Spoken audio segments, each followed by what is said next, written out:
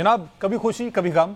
टी20 series Pakistan 2-1 से जीता। ODI series पहला मैच जीता, लेकिन दूसरा मैच जिस तरह से पाकिस्तान क्रिकेट टीम हारी है अपनी बॉलिंग की वजह से, ऑल तो बैटिंग भी बहुत ज्यादा कोई अच्छी नहीं, लेकिन बॉलर्स जिन पर हमें बड़ा मान था और जिन कंडीशंस को हम समझ कर ये बॉलर्स लेकर गए थे, उन बॉलर्स ने दगा दे दिया और उन बॉलर्स जहां पर जरूरत पड़ी उन बॉलर्स ने वहां पर हाथ खड़े कर दिए, जिसमें हमारे premium fast bowler Shaheen Shah Afridi भी है, जिनको एक ओवर में 17 से ज्यादा रन लग गए। उसके बाद रईस कसर, हसन अली और दीगर बॉलर्स ने पूरी कर दी, जिसकी वजह से पाकिस्तान ये दूसरा ओडीआई मैच जो है डीएलएस मेथड के थ्रू वेस्ट इंडीज ने 5 विकेटों से पाकिस्तान को शिकस्त दे दी है।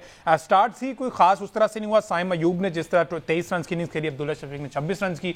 अनफॉर्चुनेटली बाबर आजम कल 0 पर ही बोल्ड हो गए और गेंद जो है वो उनके बिल्कुल पल्ले ही नहीं पड़ा। बॉल आया, पैड को लगा और डायरेक्ट जो है वो स्टंप्स को हिट हो गया। उसके बाद रिजवान की कप्तानी, दो चीजों पर बड़ी तनकीद की जा रही है, एक रिजवान की कप्तानी को लेकर, दूसरा रिजवान की बैटिंग प्लेस को लेकर, बैटिंग ऑर्डर को लेकर। चौथे नंबर पर रिजवान खेल रहे हैं, लेकिन चौथी पोजीशन रिजवान की बनती नहीं है, वहां पर वो प्रेशर उस तरह से हैंडल नहीं कर पा रहे और बहुत सारे डॉट्स जब खेले जाते हैं तो फिर जो है वो रिजवान मजीद स्ट्रगल करते हुए दिखाई देते हैं। जब रिजवान स्ट्रगल करते तो फिर अल्टीमेटली पाकिस्तान टीम जो है अब वो स्ट्रगल करती है, क्योंकि उनके बाद आना था हुसैन तलत, सलमान आगा, हसन नवाज ने, और इन्होंने अपनी तरफ से कोशिश की। हुसैन तलत ने दोबारा से परफॉर्म किया, हसन नवाज ने फिर से परफॉर्म किया, लेकिन अनफॉर्चुनेटली 171 फॉर 7 पाकिस्तान जो है और टारगेट दे दिया गया 180 प्लस का, जिसको 5 विकेटों के नुकसान पर वेस्ट इंडीज ने पूरा कर लिया। अब तमाम की तमाम उम्मीदें तीसरे वनडे पर लग गई हैं कि जनाब ये सीरीज भी 2-1 से पाकिस्तान नाम अपने कर ले, क्योंकि एक लंबी फहरिस्त है, एक स्ट्रीक चल रही है पाकिस्तान वेस्ट इंडीज के खिलाफ। गालिबन कोई 10 ऐसी सीरीज हुई हैं,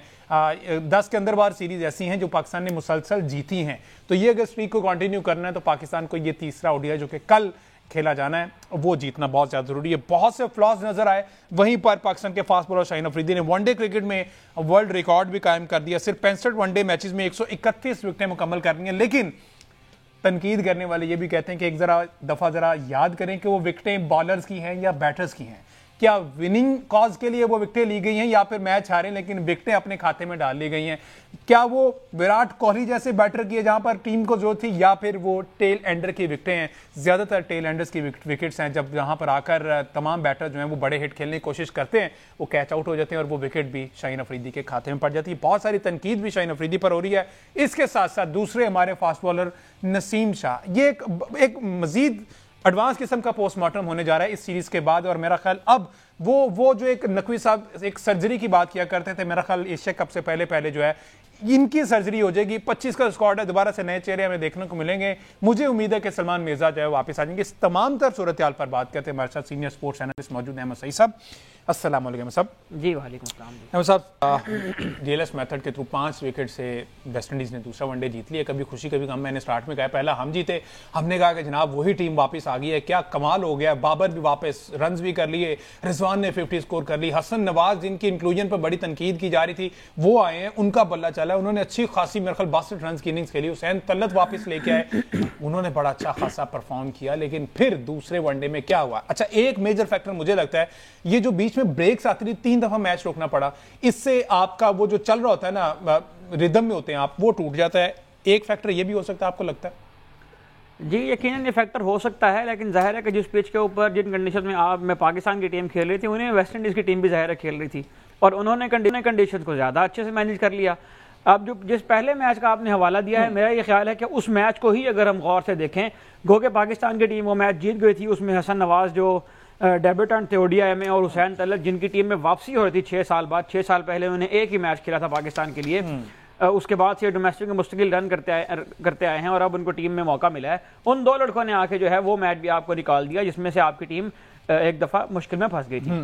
अब उस मैच में अगर आप देखें तो पाकिस्तान ने 280 रन करवा दिए वेस्ट इंडीज को, और वेस्ट इंडीज की जो बैटिंग ऑर्डर की जो टीम आपको नजर आती है, जो उनकी कैपेसिटी आपको नजर आती है, जो कंडीशंस आपको नजर आती हैं, आपको पता था कि वो स्पिन के अगेंस्ट वल्नरेबल हैं, तो आपने एक की बजाय 2 रेगुलर स्पिनर क्यों नहीं खिलाए? और अगर ये सारा कुछ होने के बाद भी आपने वेस्ट इंडीज जैसी टीम को, जिसको 200-225 रन तक आपको महदूद रखना चाहिए था, उसको 280 रन आपने करवा दिए। आप वो मैच जीत गए एक ऐसे लड़के की वजह से जो डेब्यू कर रहा था, और एक ऐसा लड़का जो 6 साल बाद टीम में वापस आया था। तो जो आपके रेगुलर प्लेयर थे वो तो उस मैच में भी नाकाम रहे, वो चाहे बैटर हो चाहे बॉलर हो। अब दूसरे मैच में है, दूसरे मैच में आपने वही सेम गलती की, आपने सुफियान मुकीम को बाहर बिठाकर अबरार को टीम में शामिल कर लिया, लेकिन आपके बॉलर तो वहां भी शॉर्ट थे। अब अगर आप T20 क्रिकेट को की तर्ज पर ओडीआई क्रिकेट खेलना चाहेंगे کہ اس میں آپ 3 بالر ڈال رہے ہیں, باقی سارے آل راؤنڈر تھوڑے تھوڑے ڈال رہے ہیں, تو او ڈی آئی ذرا لانگر فارمیٹ ہے. او ڈی آئی کے اندر اس طرح سے نہیں ہوتا ہے. اس میں آپ کو جو بالرز چاہیے وہ آپ کو 50 اوورز کروانے والے نہیں چاہیے, وہ آپ کو 10 آؤٹ کرنے والے چاہیے. یہی اسٹریٹجی اپنائی تھی پاکستان نے آسٹریلیا کے اندر اور ساؤتھ افریقہ کے اندر, جہاں پر آپ نے ٹیمز کو آل آؤٹ کیا بھی تھا. تو انفارچونیٹلی یہ جو ٹیم جس طرح سے اس ٹیم کی بلڈ اپ ہوئی تھی, جس طرح سے یہ ٹیم کھلائی گئی ہے, یہ جو بالنگ لائن اپ تھا, اس کو دیکھ کے یہ لگ رہا تھا کہ شاید کوچ کے ذہن میں یہ تھا کہ اسی طرح 50 اوور پورے کروا دیں, بس ہمیں 10 پلیئر آؤٹ نہیں کرنے ہیں. اس کا نتیجہ ہی یہ نکلا کہ آپ 5 آؤٹ کرنے کے بعد بھی وہ میچ ہار گئے, اور وہاں پر آپ کو کمی محسوس ہوئی ایک اسپیشلسٹ بالر کی, کیونکہ 2 بیٹسمینوں نے وہاں پر آ کر اوور کروائے, شاہم ایوب اور سلمان علی آغا نے, اور ان کو دونوں جب سیٹ بیٹر سامنے کھڑے ہوئے تھے تو وہ تو پارٹ ٹائمر کو تو کام ہی نہیں ہے specialist bowler set bowler batsman کے سامنے آ کے بال کرنا. وہاں پر آپ کو چاہیے تھا اسپیشلسٹ بالر, اور جو اسپیشلسٹ بالرز آپ کی ٹیم میں شامل ہیں ان کا بھی اگر میں آپ کے سامنے حال رکھوں تو وہ بھی کوئی بہت قابل تعریف نہیں ہے. محمد نواز کو آپ چوتھے بالر کے طور پر ٹیم میں لے کر گئے تھے, لیکن محمد نواز کی بھی جو او ڈی آئی میں نمبرز ہیں, نمبرز چاہیے نا آپ کو, ڈیٹا, تو میں دیتا ہوں آپ کو ڈیٹا. 38 میچز کھیلے ہیں محمد نواز نے, 48 کھلاڑیوں نے آؤٹ کیے ہیں.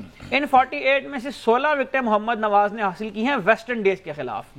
ان میں سے بھی پہلی بار ایسا ہوا تھا کہ وہ ویسٹ انڈیز کے اگینسٹ ویسٹ انڈیز میں کھیل رہے تھے, ورنہ باقی دبئی میں اور پاکستان میں ان کی وکٹیں تھیں. اور دبئی کے بارے میں آپ جانتے ہیں کہ جو پہلے انہوں نے پی ایس ایل کے وہاں پر کھیلے تھے وہاں پر وہ کامیاب رہے تھے. اس کے علاوہ محمد نواز کی کوئی ایسی کارکردگی نہیں ہے. محمد نواز کی اگر ہم سپن وکٹوں کے اوپر بھی کارکردگی دیکھیں تو ہمیں ان کی سپننگ ابیلٹیز کے اوپر بھی کوشچن مارک نظر آتے ہیں. انڈیا اور سری لنکا جیسے ممالک کے اندر بھی ان کی جو بالنگ ایوریجز ہیں وہ 80 پلس ہیں. 89 کی بالنگ ایوریج ہے محمد نواز کی انڈیا کے اندر 5 میچ کھیلنے کے بعد. تو سپنر کا اگر بال سپن ہی نہیں ہوتا, سپنر کا بال اگر وہ سپننگ کنڈیشن کے اندر جا کر بھی سوئنگ نہیں ہو رہا, گو کہ کل کے میچ میں ان کے فگر آپ کو بہتر نظر آ رہے ہیں, لیکن محمد نواز بھی یاد رکھیے گا آپ کو ویسٹ انڈیز کے اگینسٹ, اس ٹیم کے اگینسٹ وہ آپ کو بہتر بالر نظر آئے ہیں.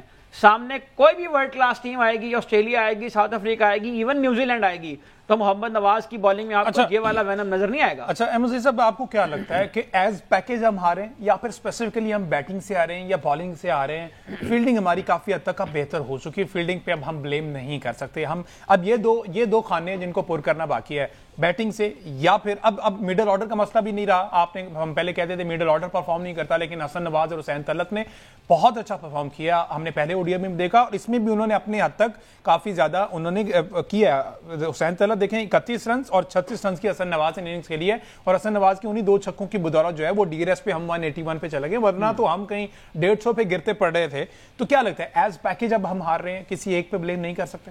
دیکھیں, جو اچھی ٹیمیں ہوتی ہیں, جو ورلڈ کلاس ٹیمیں ہوتی ہیں, وہ میچز جیتنے کے بعد بھی انالائز کرتی ہیں اور اپنی خامیوں اور غلطیوں کے اوپر غور کرتی ہیں. آپ پرفیکٹ تو نہیں ہو سکتے, ظاہر ہے.